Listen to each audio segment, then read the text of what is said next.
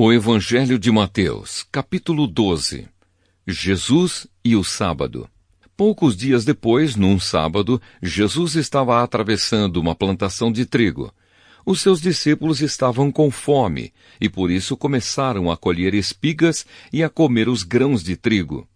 Quando alguns fariseus viram aquilo, disseram a Jesus: "Veja, os seus discípulos estão fazendo uma coisa que a nossa lei proíbe fazer no sábado." Então Jesus respondeu: "Vocês não leram o que Davi fez, quando ele e os seus companheiros estavam com fome? Davi entrou na casa de Deus, e ele e os seus companheiros comeram os pães oferecidos a Deus, embora isso fosse contra a lei, pois somente os sacerdotes tinham o direito de comer esses pães. Ou vocês não leram na lei de Moisés que, nos sábados, os sacerdotes quebram a lei no templo e não são culpados? Eu afirmo a vocês que o que está aqui é mais importante do que o templo.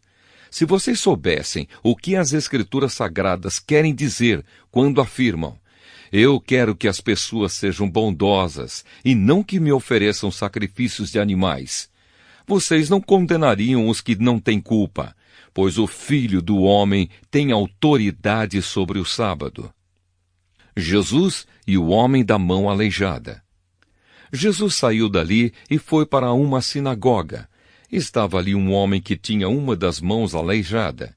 Então algumas pessoas que queriam acusar Jesus de desobedecer à lei lhe perguntaram: "É contra a nossa lei curar no sábado?" Jesus respondeu: "Se um de vocês tiver uma ovelha, e no sábado ela cair num buraco, será que ele não vai fazer tudo para tirá-la dali? Pois uma pessoa vale muito mais do que uma ovelha. Portanto, a nossa lei permite ajudar os outros no sábado." E disse para o homem: "Estenda a mão." Ele estendeu, e ela sarou, e ficou igual à outra. Então os fariseus que estavam ali saíram e começaram a fazer planos para matar Jesus. O servo escolhido de Deus. Quando Jesus soube disso, foi embora dali e muita gente o seguiu. Ele curou todos os que estavam doentes e mandou que não contassem nada a ninguém a respeito dele. Isso aconteceu para se cumprir o que o profeta Isaías tinha dito. Disse Deus: "Aqui está o meu servo que escolhi, aquele que amo e que dá muita alegria ao meu coração. Eu porei nele o meu espírito, e ele anunciará o meu julgamento a todos os povos.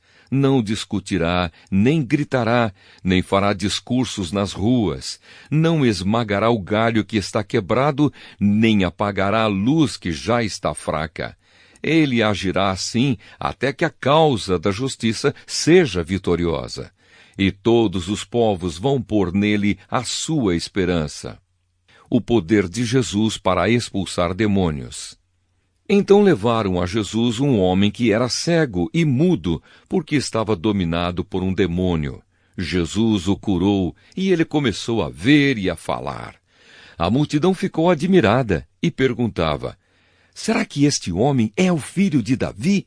Alguns fariseus ouviram isso e responderam: "É Beelzebu, o chefe dos demônios, quem dá poder a este homem para expulsar demônios." Mas Jesus conhecia os pensamentos deles e disse: "O país que se divide em grupos que lutam entre si, certamente será destruído, e a cidade ou a família que se divide em grupos que lutam entre si, também será destruída.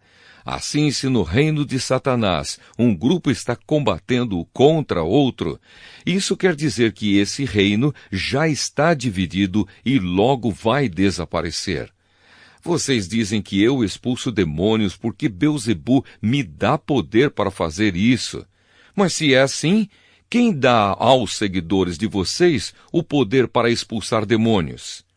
Assim, os seus próprios seguidores provam que vocês estão completamente enganados.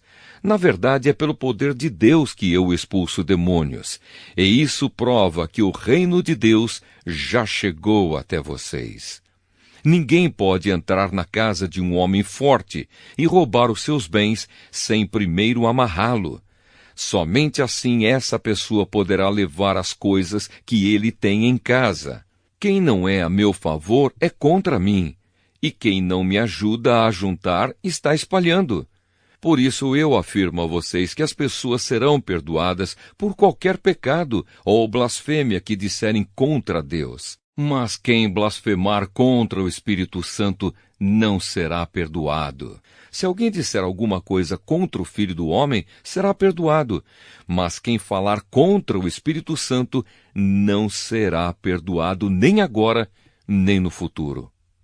A árvore e as suas frutas. Vocês só poderão ter frutas boas se tiverem uma árvore boa.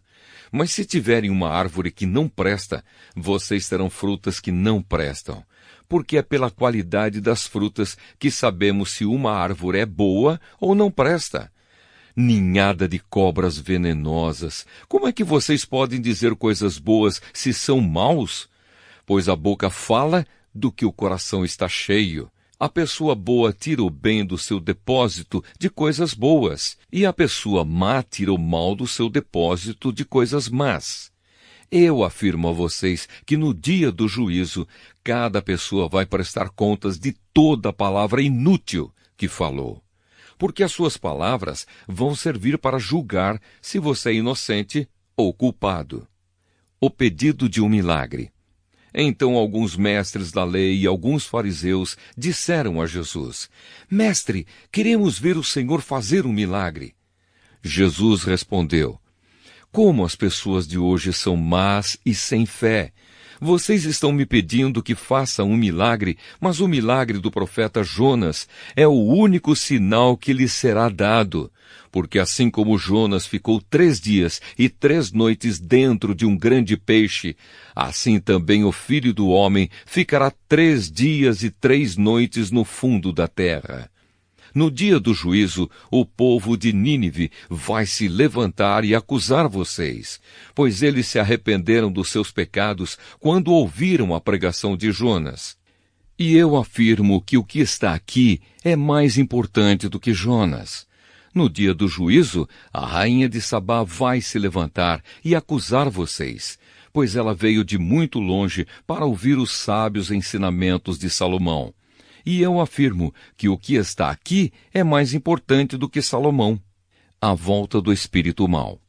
Jesus continuou: Quando o espírito mau sai de alguém, anda por lugares sem água, procurando onde descansar, mas não encontra. Então diz: Vou voltar para a minha casa de onde saí.